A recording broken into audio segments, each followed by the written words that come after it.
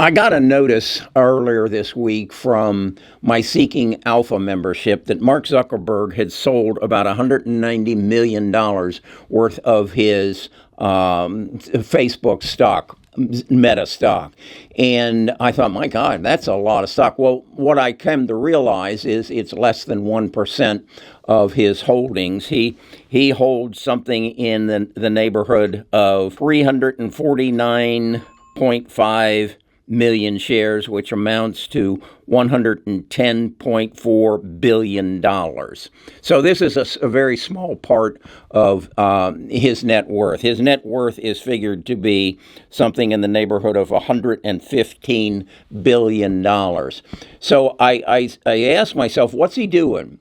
Does he need some spending money? So I looked up to find out what his compensation is, and his compensation is $27,110,000 a year. But he only takes $1 in salary. He takes zero in bonus. He takes zero in stock options and zero in stock, and all but $1 is considered other compensation. And I thought, what might that mean? Might that mean he has access to the company plane? Well, that could be. Does he have an open account at a restaurant? Well, that could be, but it's still income. So why wouldn't he just take it in cash? Well, then I looked into what else is he active in? Well, his wife, previously known as Priscilla Chen, and he set up the Chen Zuckerberg Initiative, which is an LLC, and it appears to be a charitable organization. And I suspect that 27 million went to that organization, and because he and Priscilla Chen, his wife, have pledged that they will give up 99% of their stock to charity when they pass away. So I suspect his salary is going to this institute. So again, I'm stuck with the question, what did he want this $200 million for, whereas he had not sold any stock for 2 years? And yes, the stock is up 180% over the last year, so this might be an opportune time to take some profits. But what does he want that money for? He obviously his needs are taken care of. So what is it? Just spending money?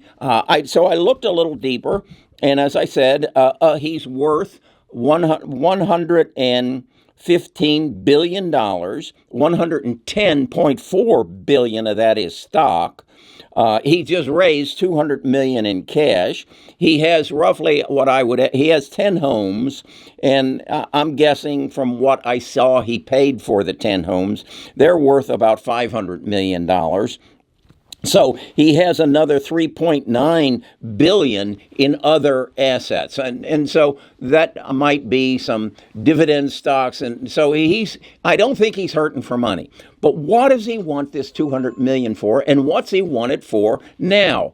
And as I say, it all came to him over the month in 22 trades from November the 1st to December the 1st. Well, I thought, wow, maybe he's making a major contribution to the Israeli crisis because he is Jewish. And then as I looked into it, no, he set this up on July 31st. So it wasn't set up for the purpose. He would not have known about the crisis on July 31st because it didn't happen until the 9th of October. So what's he want this money for? And that's what is just haunting me. And so I thought, he thinks there's something that he could invest that 200 million in that will give him a greater return than Meta stock. So my thought is, what is it he wants to invest it in? What does he believe is going to give him a better return than his own stock? And why? And if it was a charitable thing, because he's going to pay capital gains. His cost basis on this, as I went in further, is zero, because it's all the stock he sold was stock that he was received as compensation with a zero cost basis. So he's going to owe 15% of that 200 million in taxes. So what is it? So it's not going to charity. He could have just given this stock to the charity, and they, because of their, or his own charity, and because of their charitable position, they would have paid no capital gains. No, he bought this to either buy something or invest in something. And I think I know what it is. And that's what really excites me, is you get this little tidbit of information. Mark Zuckerberg sold $200 million of stock. Why? What for? What's he need? And I think I know what it is. And I'm going to buy some of it because I think it's a stock. And I'm going to buy some of it probably next week because I'm expecting, and this stock's doing quite well, but I think Mark and I are aware that there is a group of stocks that are going to be more important than gold, going to be more important than Bitcoin or oil or uranium or anything else. And Mark's not in it. Mark's not in it. Meta doesn't play in this game. But this is probably the biggest game that the world is ever going to see. I might not live to see this come to total maturity, but there is something going on that if you don't know about, you're going to be shocked. Mark, I think, knows about it. And I think Mark said, I can make more for my charitable causes in this one or two stocks than I can with it invested in Meta. And it would not be a desertion of my loyalty to my investment group, my shareholders, because it's less. The 200 million that he raised in the month of November is less than 1% of his holdings, but he doesn't own any of it, at least that I could find. So with that in mind, I'm going to have a stock talk tomorrow with my tribe, and we're going to talk about this. And I'm going to tell them what I think Mark is going to buy and get their feedback.